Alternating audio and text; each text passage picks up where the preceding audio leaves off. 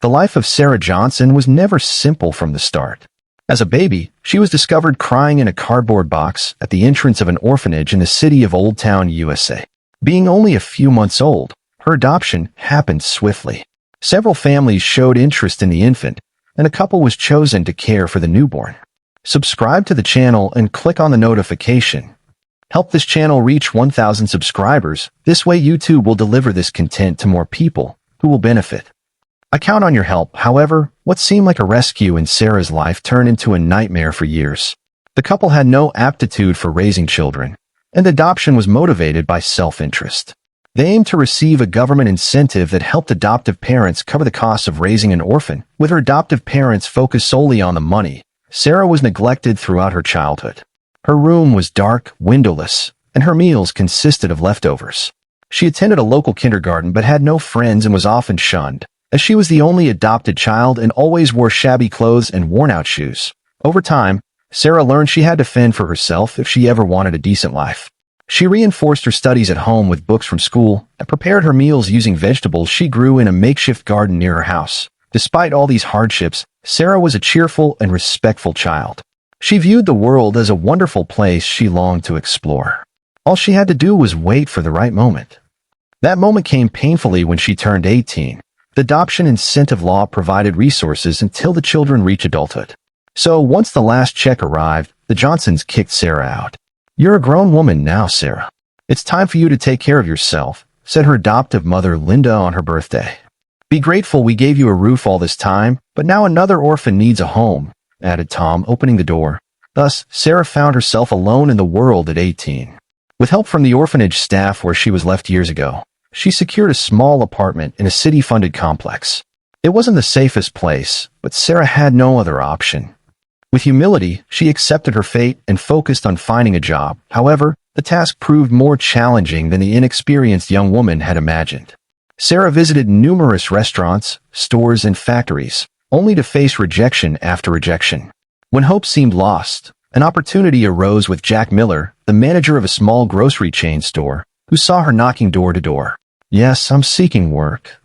I can clean floors, organize your stock, and do anything you teach me," Sarah said during her interview with Jack. Anything?" asked the manager slyly, and Sarah just nodded. He looked her over and said, "Great. A young woman like you will be perfect for boosting the store's sales," he remarked with a slight smile. Slightly uncomfortable, Sarah replied, "Thank you, sir. I'll do my best." Jack Miller was nearing his 50s and had a history of failed businesses. Managing the grocery store was his last chance to hold a job and pay his bills. He was known in town for never missing an opportunity to make advances on women, boasting about breaking hearts nationwide. Upon seeing Sarah, he decided to hire her but continued the interview to gauge her financial desperation, knowing that the more desperate she was for money, the easier it would be to control her. On the other hand, Sarah, unaware of his intentions, was thrilled to land the job, which seemed like a good start for her professional life. The store already had another employee named Mary, who had been there for 8 months. Mary liked Sarah at first and taught her everything about running the store and dealing with customers. Sarah quickly adapted to the work routine and began to notice some discrepancies in certain invoices made by Mary, but she decided to stay silent as a newcomer. After a few months, Mary finally confessed her scheme for making extra money through sales and even suggested Sarah join her, whispering, "Look, customers never notice. Just add a few dollars to the bill. If they catch it, apologize and say it was a mistake. If they don't notice and overpay, you pocket the difference. I'm sure a few extra dollars would help you," Mary said, but Sarah looked away and changed the subject, declining the offer. Despite growing up in an oppressive home, Sarah knew stealing and deceiving customers was wrong. She always lived humbly but honestly, and her salary was sufficient for the modest life she was accustomed to. However, Mary's fraudulent schemes weren't the only issue in the store. Unbeknownst to her, Sarah was constantly watched by the store manager, who had shown interest in her since her hiring. To Jack, it was only a matter of time before he got what he wanted. He used any excuse to be near Sarah, touching her hand, hugging her waist, and making dubious remarks. "Excuse me, Mr. Miller, but I don't appreciate this kind of joke," Sarah said after escaping another inappropriate advance from the store owner. But that day, Jack was bolder than ever. "You can try to avoid me all you want, but in the end, I'll get what I want. Do you know why you got this job? It certainly wasn't for your resume. Jack said, smoothing his greasy hair. Mary overheard the entire conversation and laughed at the situation. She knew well what Jack meant. When it happened to her, she allowed him to get what he wanted, knowing she could exploit the situation for her benefit, as she had been doing with her payment scheme. Tears threatened to fall from Sarah's eyes, and it took enormous effort for her to pull herself together and continue working until the end of the day. After her shift, Sarah took off her uniform and ran home, where she finally let her emotions take over. Sarah entered the shower, hoping to wash away not just her body but also her soul. She didn't understand why she deserved so many hardships since she was a baby. If she had been born to a different woman, would her fate have been different? None of it mattered. She asked for salvation, but what she received was the opposite. Months passed, with Jack becoming increasingly bold and disturbing. But then something changed at the grocery store. The store's profits had decreased in recent months, drawing the attention of the chain's owner, who monitored everything from afar. One day, while Sarah was organizing newly arrived goods in the stockroom, she accidentally overheard a private conversation in Jack's office between him and Mary. The manager seemed worried. Things aren't going well. I don't know how much longer I can hold on to my position here. The head office has tried to schedule a meeting several times, but my excuses are running out, so I better start thinking of a way out. Mary then fired back. This might have to do with what Sarah's been doing. I found out she has a scheme to inflate customer bills and make extra money on the side. Jack looked at Mary in disbelief. This is absurd. I was the only one who gave this girl a chance, and she repays me by stabbing me in the back, stealing from me. Call her here. I'll resolve this now. However, Mary managed to calm Jack's fury by suggesting he wait for the right moment to blame Sarah for the store's declining revenue. Jack thought for a few seconds and agreed, claiming he would keep an eye on Sarah's actions from subscribe to the channel and click on the notification. Help this channel reach 1,000 subscribers. This way YouTube will deliver this content to more people who will benefit. I count on your help. Now on, Sarah was stunned by what she heard. She considered going to the police, but without evidence, who would they believe? The store manager and a longtime employee, or a newly hired orphan?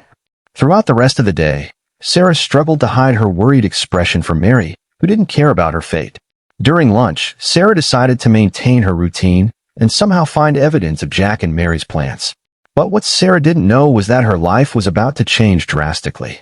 The next day, an old pickup truck stopped in front of the grocery store.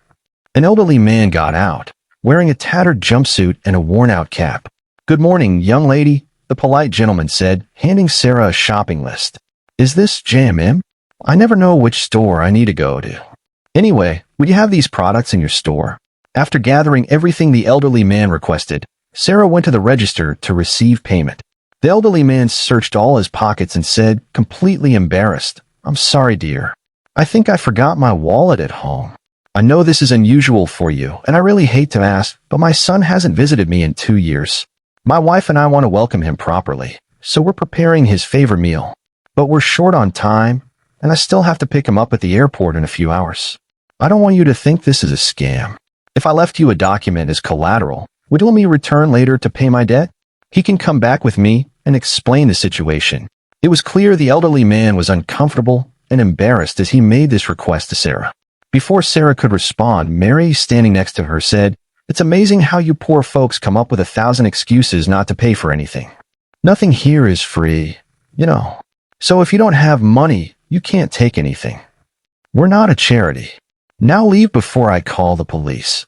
The elderly man was speechless for a few seconds, trying to understand how a polite request resulted in such a disrespectful response. "Look, miss, I didn't say I don't have money. I just forgot my wallet at home. I didn't want to say this, but if I'm not mistaken, this is one of my son's stores. Anyway, I'll pay for the products and can leave my documents as collateral," said the elderly man. Mary looked him up and down and let out a mocking laugh. "Your son owns the J&M chain?" "Sure, and my uncle is Scrooge McDuck. I'll call the manager now, and he'll tell you what to do with that document." Mary turned and walked toward Jack's office.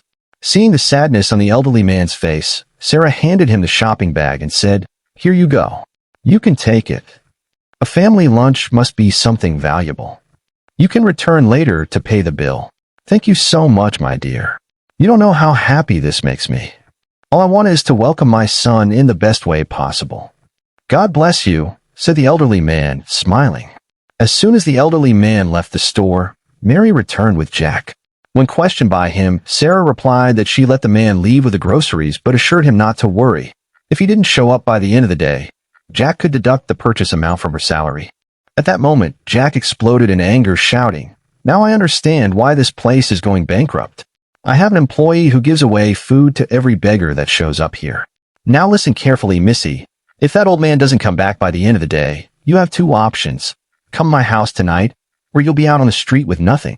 Jack knew the elderly man's purchase was of little value, but it gave him the perfect excuse to force her to sleep with him or fire her without paying any rights. All he had to do was wait until the end of the day, as he was sure the elderly man wouldn't return. In his mind, his plan to blame the grocery store's failure on Sarah was more certain than ever. He just didn't expect his world of lies and abuse to crumble.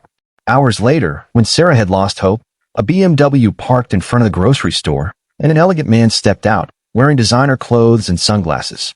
He walked around the car and opened the passenger door, helping the same elderly man from earlier out of the car. The two approached the store and headed towards Sarah. "Hello again, young lady," said the elderly man. "As promised, I came to settle my debt. Unfortunately, I couldn't help but hear what your rude manager said to you right after I left. This is Jonathan, my son, and he wants to have a word with your boss." Jonathan was the elderly man's only son, who had left the city years ago to study. Fortunately, he was a smart man who made a lot of money in the retail market. Jonathan owned several profitable businesses, and the J&M grocery chain was just one of them. When Jack came out of his office and saw the elderly man who had visited earlier, his body froze. He knew that was indeed Jonathan's father, the owner of the chain, but his nightmare worsened when he realized Jonathan himself was there. "Hello, Jack. My father told me everything that happened here, and I must say you were extremely unfortunate in your remarks," Jonathan said, addressing Jack. "One should never treat a good deed this way, as we never know how fate might react. It's one thing not to want to help an elderly man. It's another to abuse an employee of my company, claiming she should sleep at your house to keep her job. My father heard everything, and you went too far, my dear. I would never have the success I have today if I treated my employees that way. I owe everything I have to them." At that moment, Sarah couldn't hold back her tears. The elderly man approached and comforted her. Jonathan continued, "I didn't just come here to visit my parents, although that's the best part of the trip. I'm here to understand why this store is the only one in the entire chain that's losing money. But it seems I've figured it out. Mr. Miller, let's talk privately in your office right now." Cornered, Jack showed all the reports and documents to his boss, Jonathan.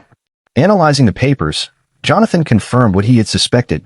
Jack had been embezzling money and goods from the grocery store for months.